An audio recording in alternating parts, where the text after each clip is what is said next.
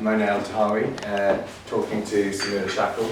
I'm sure most of you know Mona already, but obviously Mona is an Egyptian-American writer and public speaker on feminism and Arab and Muslim issues.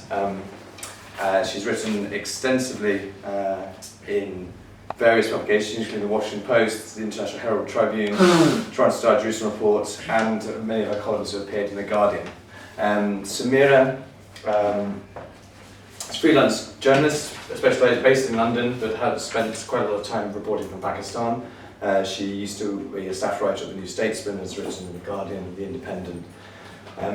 We're very excited that Mona has come to speak to us, and obviously, the issue of Arab women and their revolutions is very important to us at Caabu, and we hope that Mona will be able to enlighten us with her views and what she thinks that the future will be, and what groups like Caabu can do in the future to advance a lot of women's issues which often get overlooked in the context of revolution. So now I'll leave it to Samira, so thank you very much.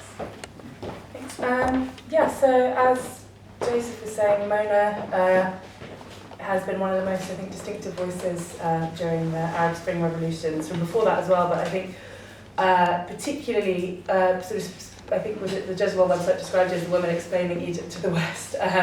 So what I wanted to start with was a personal experience you had in 2011 when you were attacked by riot police in Cairo, and I was wondering if you could tell us a bit about that and sort of how that very direct experience of political and sexual violence has affected you and your views. Right. First of all, hello everyone. Thank you for the invitation, Joe, and I'm very happy to be here, and thank you for coming. What happened to me in November of 2011 happened on a street called Mohammed Mahmoud, which has become an icon of the revolution now. It was the site of major clashes between the revolution and the police and the military. And it's very important to place the context of sexual violence not just as something that began with the revolution, because I think that for too many people, this idea that the revolution unleashed these mobs against women in Egypt without any context of what used to happen to women before, it can give a false impression of what's happening.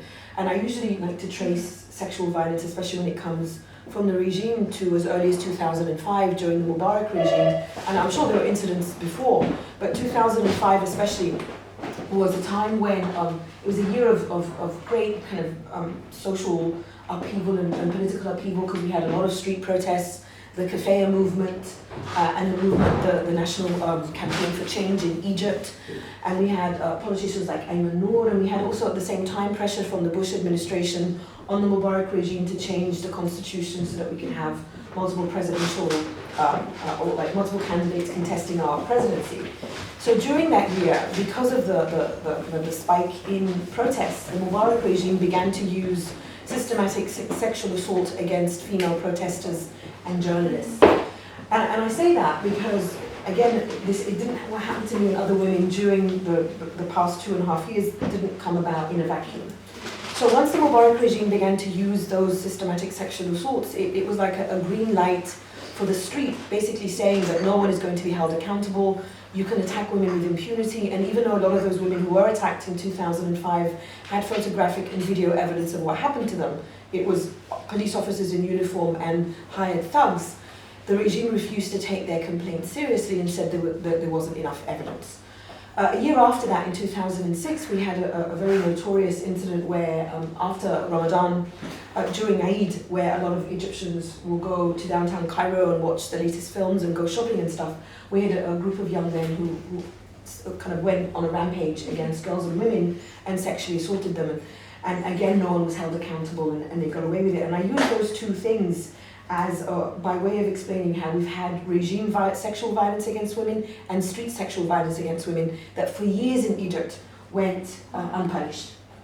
So that's the background basically to what happened during the past 2.5 years. But I think with Mohammed Mahmoud, where you had horrible levels of violence from the regime, you had the notorious eye sniper now, where you had this a police officer who was a sniper who would intentionally target protesters' eyes, and also the sexual aspects of it. I think that particular clash was a turning point in the sense that the regime recognized that people in Tahrir Square were willing to leave the square and push towards the Interior Ministry and kind of get the regime where it hurt. So I wasn't the only woman who was attacked on Mohammed Mahmoud. There were 12 other women, but at the time, none of those women were willing to speak out.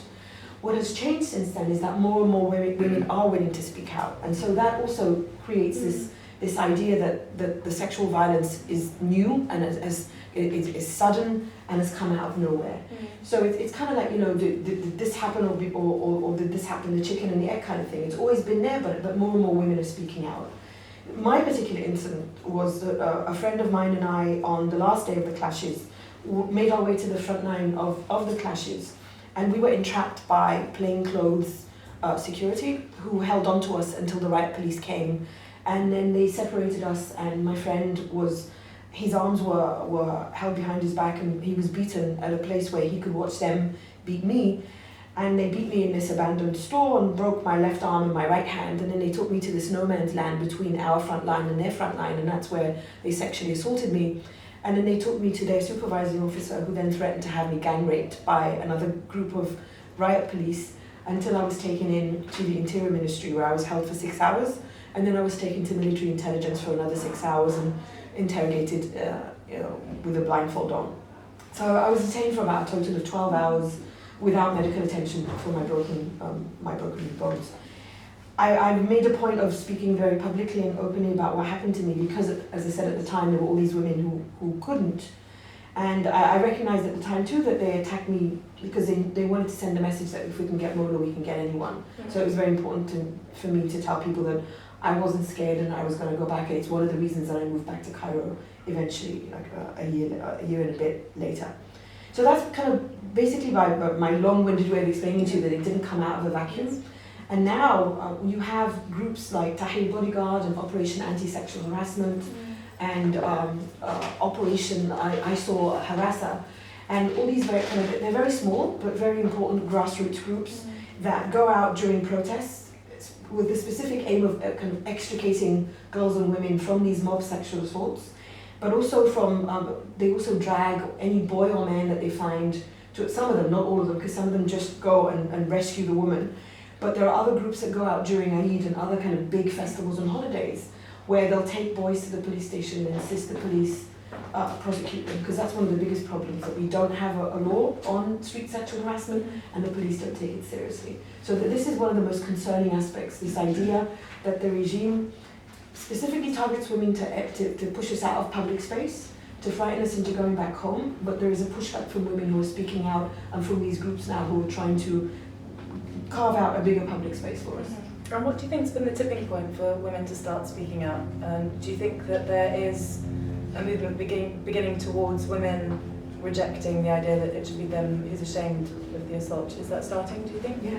I think it was gradual. I mean, I wasn't in Egypt during the 18 days, so I can't attest to this, but a lot of my friends who were in Tahrir during the 18 days, they paint a very kind of utopian picture of how women would say, I've never felt so safe on Egyptian streets, no one groped me, no one touched me, no one said anything, and I don't know if that is true. Whereas other people say, no, this is kind of, it's one of those things where people try to paint a very rosy picture of the revolution and they don't want anyone to think anything bad happened. So if something did happen to women, they were publicly or privately pressured into not speaking out so that they don't taint the revolution. And I can't attest, either way. But I do know that after the 18 days ended, and you remember Lara Logan was attacked on the last day, or on the day that Mubarak stepped down, we began to hear of more and more attacks, and I think there were several turning points. One, I think, was on March 9th of 2011, when the military emptied Tahrir Square and took the men and women from the square into a military prison and subjected the unmarried women to the so-called virginity tests, which were basically sexual assaults. And I'm convinced, and at the time, interestingly enough, the head of military intelligence, who basically gave the green light to this, was a general called Abdel Fattah al-Sisi, who happens to be the general who's running Egypt now. So if this man ever runs for president, our president is going to be a man who basically gave the green light to the sexual assaults of our female revolutionaries. So when this happened, I'm convinced that the military never imagined that these women would speak out, because they thought they would be so ashamed of what had happened to them they wouldn't say anything. But these women did speak out. And they were met with a great deal of hostility, and they were called liars, and they were told, you're making the military look bad, and the people in the military are one hand, blah, blah, all that stuff. So that was a major turning point, that these women spoke out, and one of them, called Samira Ibrahim, who at the time was just 26 years old, actually tried to sue the military, even though the military doctor was acquitted, but her case made it very public, and she became a hero in that sense. So that was one turning point. Another one was Mohammed Mahmoud, because people did begin to hear about what happened to us, and I hope I contributed to that by speaking out on Egyptian media especially. And then there was that sadly iconic picture now of that woman being dragged into Tahrir Square after they stripped her down to her underwear, and she's very unfortunately called Blue Bra Girl, and she's obviously much more than her her underwear.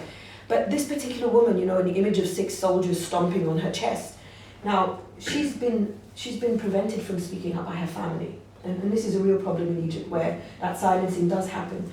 But what happened to her sent out something like 10,000 women out onto the streets in a protest. That was their estimate. And it was the one and only time that the Egyptian military actually apologized.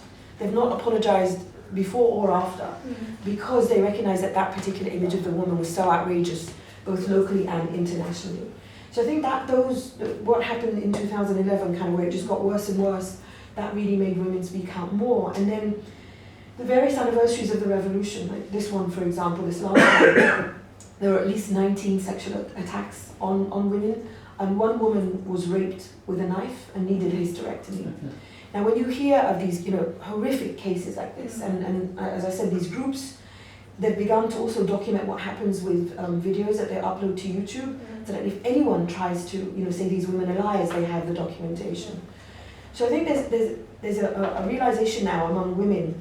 A friend of mine asked me the other day, how do you think the revolution impacted women differently than men? And my answer to him was, I think women went out with men, recognizing that they were all going out against this regime that oppresses everybody. But then when we got rid of Mubarak, the women looked kind of to the left and to the right and recognized that those men were not on their side. They were on their side when we were all facing Mubarak. But once Mubarak was gone, we recognized that it was us against the street. Those men were not always on our side. And I think that's what's making more and more women speak out, that they recognize that we've got this double revolution. The regime attacks us and the street attacks us. And that's interesting, I think, because you mentioned earlier this idea of tainting the revolution and not speaking out about problems within it, perhaps. Do you think that the revolutions in Egypt, but also in other countries in the Middle East, do you think they've sometimes overlooked women's issues in favour of this idea of the greater good of preserving the revolution? Yeah, absolutely, always, because there's always the prioritisation of things. Women are always told to wait. We're always told to wait. Before and after revolutions, wait till we fix the economy, wait till we fix, the political torture, wait till we fix the environment, wait till everything, Yeah. And my answer to that is always that you're never going to fix any of those things until you recognise that oppressing half the population is going to make it impossible to fix anything, basically. So you're always told this isn't the time to talk about this. People are dying on the street, and I'm saying it's terrible that people are dying on the street, but you're talking about 50% of the population. So that really is our challenge, to convince people that you're not going to fix. So I always tell people that we began a political revolution, but without a social and a sexual revolution that recognises that we have, as women, from the regime and from the street, without that social and sexual revolution that basically takes it into the home. We got rid of Mubarak outside, but there's still Mubarak inside, in our bedrooms, in our minds, in our living rooms. Nothing is going to be fixed, and that is the biggest challenge. We're constantly being told, wait. And how can that second revolution be brought about in practice? I think it's already begun, because I think that especially for those young women who did take part, I'm sure many of you heard all these stories of how these young men and women were out on the streets and they were lying to their parents about where they were, so they would be facing a military junta, but they were too scared to tell their parents that they were facing a military junta. So this idea that people are more scared of their parents than they are of, say, generals, that definitely exists in Egypt and other countries. But I think that to be a woman in Egypt today, to have gone out on the street, to have protested alongside men, to have looked that regime in the eye and to have said no, and there's an idea that constantly gets lost in the news that comes out of Egypt, that the various regimes that have ruled us since we got rid of Mubarak operate on this assumption that we, the people, haven't changed. The regimes haven't changed, and the way that they want to run Egypt haven't changed. But there is a growing and significant segment of the Egyptian population that has changed. And it's changed in the sense that it has a greater willingness to say no, it has a greater willingness to stand up to authority, and it insists on being heard. And that applies to men and women. But where it comes to women, I think the most pressing issues are those social and sexual ones. Because you've gone out and you've put your life on the line to get rid of Mubarak, to get rid of the military junta, to get rid of Morsi, and now we have Sisi, and hopefully we'll get rid of him soon as well. But you take all these risks, but then you recognise that the men who you stood alongside are not taking risks for your issues. And that's what's going to change, that these young women are growing up now with this idea that I have to fight this double revolution because the men are not going to help me, and so I have to make sure that my issues are not being pushed to the back. And obviously, when you look at countries like Syria, where it's a completely different situation, the violence against women is on a whole other level. But the sexual violence there also, I think it reminds women that again, and this is not exclusive obviously to the region or to our revolution, that our bodies are basically proxy battlefields for all the different groups that are fighting, and that's how they get each other. Because it is a very conservative and very patriarchal environment. Where one side tries to shame and humiliate the other side by getting its women. And so in a country like Syria, human rights groups have documented sexual attacks on women by both the regime and the militias, because that's how you get the other side. So, you've got women at a major turning point in history now saying, stop fighting over my body, and stop using my body as your proxy battlefield. I think one of the things that comes out for me from this idea of a double revolution is that revolution is often something continuous. It's not just something that happens in a day or in a week. And for instance, what definitely happened in Egypt and in a lot of the Arab Spring countries is that dictators were toppled, but then the elections brought in Islamist governments which weren't necessarily better for women. And I'm interested in your views about that and what that means for women and for the revolutions. Yeah, no, absolutely. I mean, you could see this coming because when you look at, let's say, the Muslim Brotherhood and you look at the Salafi groups who together formed 75% of the parliament after our first elections, none of them believe in gender equality. None of them are particularly friendly to women. And you could see it, in the Salafi Noor Party, their campaign pamphlets and banners and stuff, they wouldn't even have women's faces on their campaign posters. They put a flower in place of a woman's face. So you could already see where the Salafi groups were coming from. The Muslim Brotherhood are a bit more sophisticated when it comes to their the politics of their women. But at the end of the day, it's still a very male-dominated, anti-gender equality movement. Because when you look at the actual structure of the Muslim Brotherhood, the Guardian Council, which I think is comprised of 10 men, in 2000, the Guardian Council is the most powerful group in the movement, and they're the ones who end up electing the Supreme Guide, so they're very important. And in 2007, they had a chance to allow women into their Guardian Council. So they had a chance to basically say, okay, we believe in women's ability to move up in the movement, but they would not let women into the Guardian Council.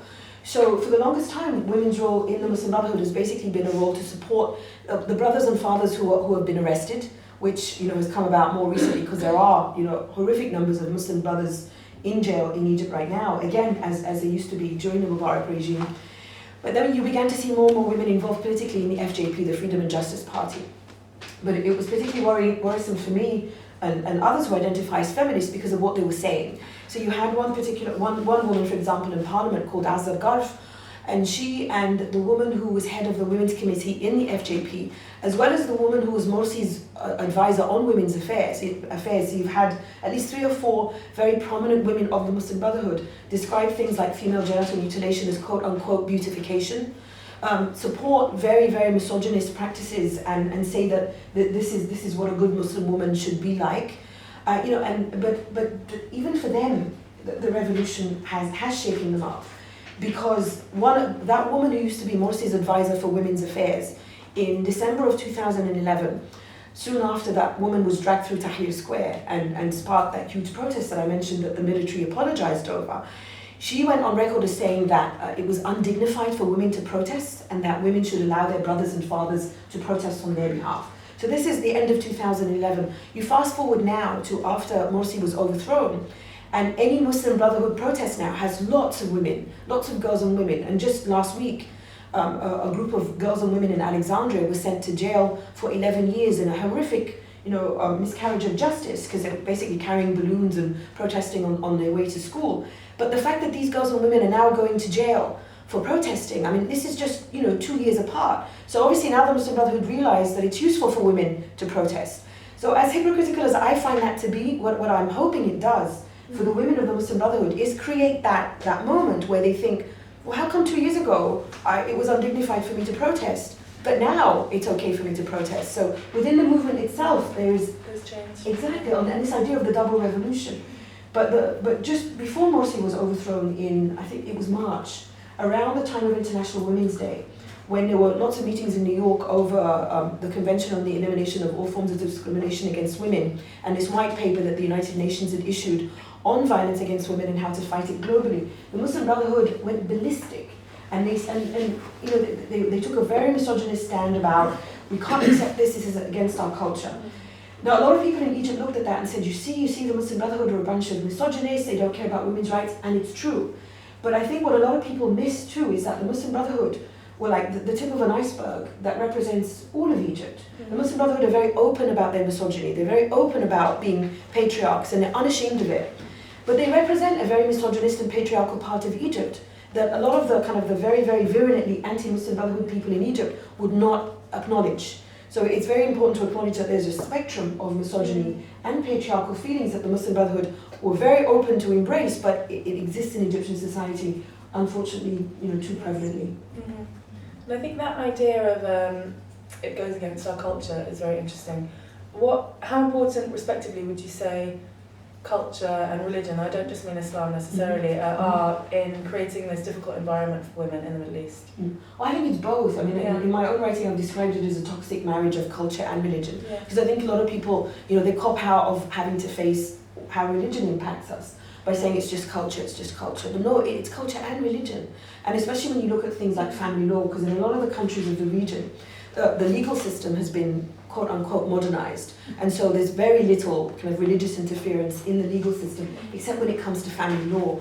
And if you look at a country like Egypt, for example, family law is according to your religion. So if you're a Muslim, you have to abide by Egypt's interpretation of Islam, and if you're a Christian, you abide by canonical law. And so that means for a Coptic woman or a Coptic man too, for Copts you can't get divorced. So for some Coptic couples, in order to be able to get divorced, some of them convert to Islam just so that they can be divorced, And so it's family law that's the real problem, and that's really where you see this toxic marriage of religion and culture. And in a country like Saudi Arabia that doesn't have a penal code, it's basically up to the whim of the particular judge and his interpretation of Saudi Arabia's what school of thought the Saudis follow. But you can get things as according to that non-existent penal code. But there is a death sentence in Saudi Arabia for murder and rape. But a man will not be sentenced to death if he kills his wife or his daughter. So, again, you're using both the culture and the religion to let men get away with things that they shouldn't get away with. You either have a death penalty for all murder or you don't. And then you have countries like Morocco where, and not just Morocco, this is most countries in the region. Egypt managed to get rid of this in 1999, but I'm not sure in practice if it's actually upheld or not. But most countries in the region, a man can escape conviction for rape if he marries his victim. And so a lot of families will pressure women into marrying their rapists because of the shock and the shame and all of that. And we've had two very sad cases in Morocco, two women of 16 years old in as many years, so two women in over 2 years, two girls rather, who committed suicide because they were forced to marry their rapists. So it's all this very, very kind of tangled up mixture of religion and culture, which is very difficult to confront, especially when you talk about religion. And I can tell you later about various groups that try to handle the religious side, but it's important to recognize that it's both. Interesting. And do you think the fact that a lot of this has its root in religion makes it harder to confront? Definitely, because a lot of people don't want to take religion head on. But I think one of the best things that have come out of having the Muslim Brotherhood in power for a year is that they made people recognize what political Islam and what having religion in power does, and kind of blatantly, And I think if Muslim Brotherhood if Morsi had been left for a while, I think it would have made it even more obvious. I mean, one of the things that more and more people are talking about in Egypt now is how many people are willing to openly identify as atheist in Egypt after this kind of year and a half of having religion really involved in politics. But we've had some women involved in Al-Azhar in Egypt. Egypt and Morocco are probably the two countries that have had women involved in things like having a muftiya program, women more involved in the reinterpretation of religion. But one of the projects that is about to move to Egypt now that I'm particularly familiar with, because I was there at the launch and I belong to this movement, is a movement called Musawa, which is the Arabic word for equality. And it's a movement for equality and justice in the Muslim family. And what they do is they focus specifically on those Muslim family laws, or family laws generally that I was mentioning about that are particularly discriminatory towards girls and women. And they use a mixture of reinterpretation of the religion by feminist scholars, whether men or women, and also use the work of secular feminists as well. I don't identify as an Islamic feminist. I'm a feminist and a Muslim. I keep the two separate. But a lot of the women involved in the movement do identify as Islamic feminists, and some of you might know women like Amina Wadoud, who led us in the Mixed Gender Friday prayer in New York. She openly identifies as an Islamic feminist, and there are others like Ziba Mir Husseini, who is an Iranian-British scholar of Islam. I think she teaches here at, I think, SOAS, possibly. She also teaches in New York, and there are others. And they use their work to train activists on the ground so that they can especially tackle this religion issue. So that if they do come head to head with someone who says this is against the religion, this is something unacceptable, they can use that reinterpretation that the scholars give them to say, no, it's not, there are ways of getting around this. So, and it's especially important in things like child marriage, forced marriage, polygamy, and things like that. And in a country like Yemen, for example, and Saudi Arabia, where there are no legal minimum age of marriage, it's especially pressing, because you do hear, even though a lot of families try to keep these stories under wraps, you hear of young girls who either die on their wedding nights or during childbirth. Some of them are as young as 8, who are married off to much older men. And these are urgent issues, whereas the Yemeni parliament, even though they've had their own revolution, refuses to set a minimum age of marriage because they claim that it's against Islamic law. So you definitely need that, and I think movements like Musawa, which are about to move to Cairo now, and their move to Cairo was supposed to be timed with Morsi being in power, because they recognized that you needed to take on that kind of political Islam with a much more kind of progressive interpretation. They're still moving, even though Morsi's not there anymore. That's good. And in addition to this sort of internal revolution that you've been talking about sort of change in self-perception and change in women's perceptions, what other things are women activists working towards? Is it things like changing those family laws and so on? Well, one of the things that a lot of feminist groups on the ground in Egypt have been fighting for is a quota in parliament. Yes. So they're trying to establish a quota in our new constitution. Now, the last parliament that we had, the one that I mentioned, was 75%, a combination of Muslim Brotherhood and Salafis.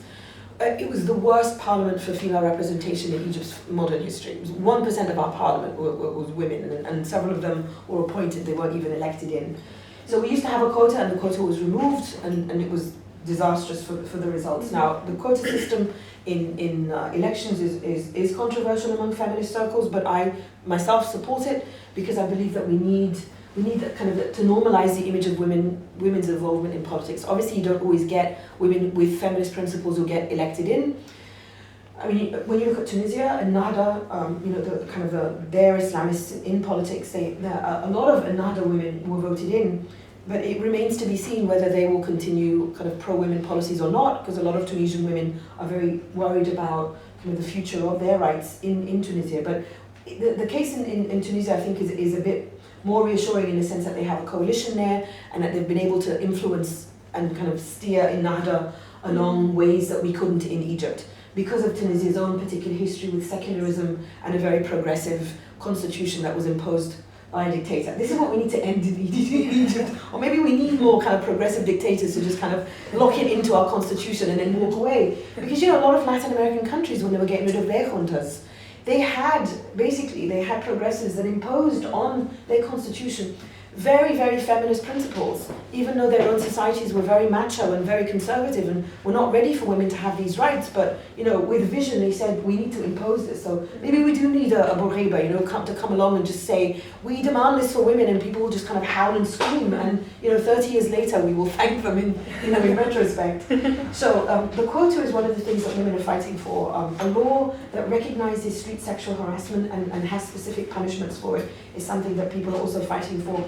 in Morocco, even though they haven't had, a revolution in the way that we have in Egypt, everybody in the region has been impacted, whether that you've actually had feet on the ground or not. But one of the things that women's groups and human rights groups are fighting for in Morocco is to end this loophole that allows a rapist to escape conviction if he marries his victim. In Saudi Arabia, obviously, they're trying to end the ban on driving. You've had women, every year now taking to the streets, in more and more concerted efforts. I'm thinking, in Yemen, is this attempt to impose a legal age, minimum legal age of marriage. So I mean, those are the things that I can think of kind of off the top of my head that will kind of help in the short term. But I think in the long term, what women are trying to do is just to create a bigger space for us in the public sphere, and persuade women not to be frightened off and sent home because of this violence that has been unleashed on us. And I think for the young women especially, who have recognized that we need to take both the street and the regime on. It's in countries like Egypt and Yemen where you can, but in Syria that's a whole different story. Of course, yeah. And would you say, despite this incidents like these horrific incidents of sexual violence, would you say that broadly the revolution has been good for women in Egypt? Whenever I'm asked, is it better now or was it better under Mubarak? My answer is always it's better now. Under no conditions will I ever say it was better under a dictator. Even if, we're being dragged through Tahrir Square, even if they're sexually assaulting us, even if they're breaking our limbs, that we began to basically unravel this regime, which continues, because we haven't completely got rid of the regime. We've just got rid of kind of figureheads of the regime, but the regime is still very much there. But yeah, I'm definitely glad Mubarak's gone, and it is better now. But we have a long, long way to go. It's by no means over, and I remain tenaciously optimistic because of this. As I said, the regimes haven't changed, but we have changed. We, the people, have changed in enough ways where we recognize that we are saying no, in enough ways where we're taking on authoritarianism of various kinds. But I think the biggest challenge remains taking on the authority of the family. And my light-hearted example, especially in Egypt, to people is we had 4 months of a curfew after the horrendous and violent breakup of the Rabaa and Nahda sit-ins in August.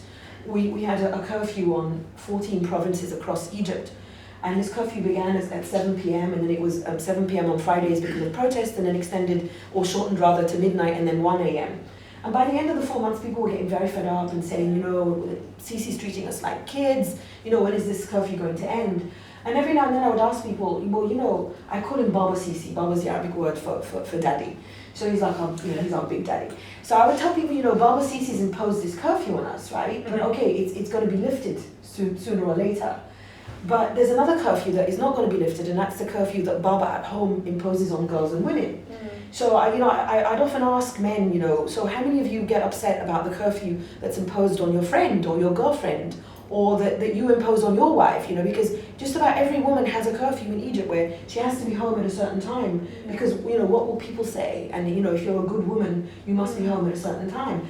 And people will look at you like you're mad. It's like, what are you talking about? Of course, all good women have to be home at a certain time. Like, well, how come the curfew from Baba Sisi was bad and you got impatient, but the curfew at home? So that's it. It's a revolution at home that has to start.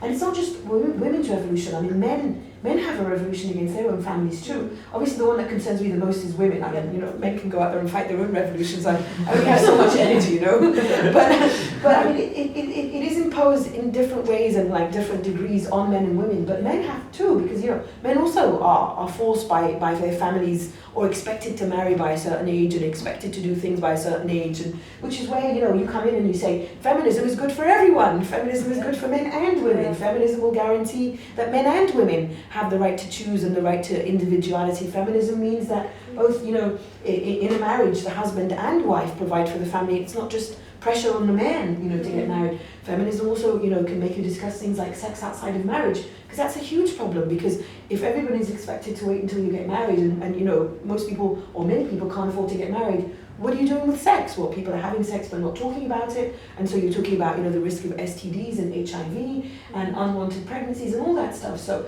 like I was saying, that the iceberg, there are so many icebergs, that we're just kind of destroying all kinds of people because you just kind of crash into them and very few people want to talk about them. But I think now, because of this greater willingness. We began to talk about like what I always say, like the miserable side of kind of sex, like sexual violence. Yeah. But sooner or later, that unraveling will also lead to people wanting to talk about, I'm hoping, sex in general, and talk about things like, well, what do we do with all these unmarried young men and women who are having sex, but no one is talking about, Yeah, absolutely.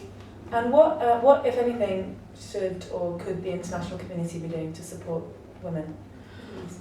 Well, I mean, this idea that, if we talk about this outside, it's just going to make everyone come and invade us to rescue our women. I mean, that's not anything anyone wants, But it's always dragged out as this kind of, George Bush went in to liberate women from their burqas in Afghanistan. Well, I don't know of a single Afghan woman who was saying, come and liberate me from my burqa, But that's not what any of us is talking about. We don't want anyone to come rescue us. We'll rescue ourselves. Yeah. But there are things that the outside community can do and the outside world can do. And one of the things that gets me the most is this use of cultural relativism, especially when you sit down and you'll be talking to, you've had various governments support our regimes, and that was bad enough. But when you talk about people supporting regimes that violate human rights, they can understand what you're talking about. But what about regimes that violate women's rights? Why give aid to countries that violate women's rights? And those regimes will then say, well, it's none of your business, this is our culture, this is our religion, these are our women. And I think we need to break this idea of our women.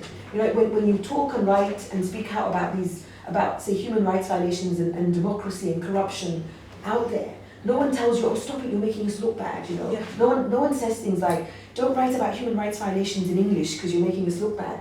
But if you write about women's rights violations in English, oh my God, you've betrayed our culture, you've betrayed our religion. This is what we need to break.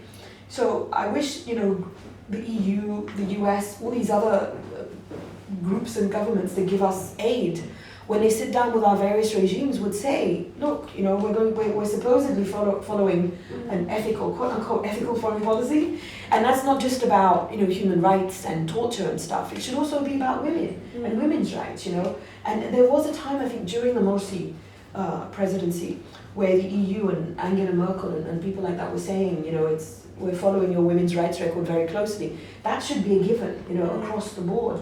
But clearly it's not. I mean, look at the Saudis. They get away with horrendous women's rights violations. Look at my regime, so many in the region. So I think governments need to make it clear that women's rights are a priority.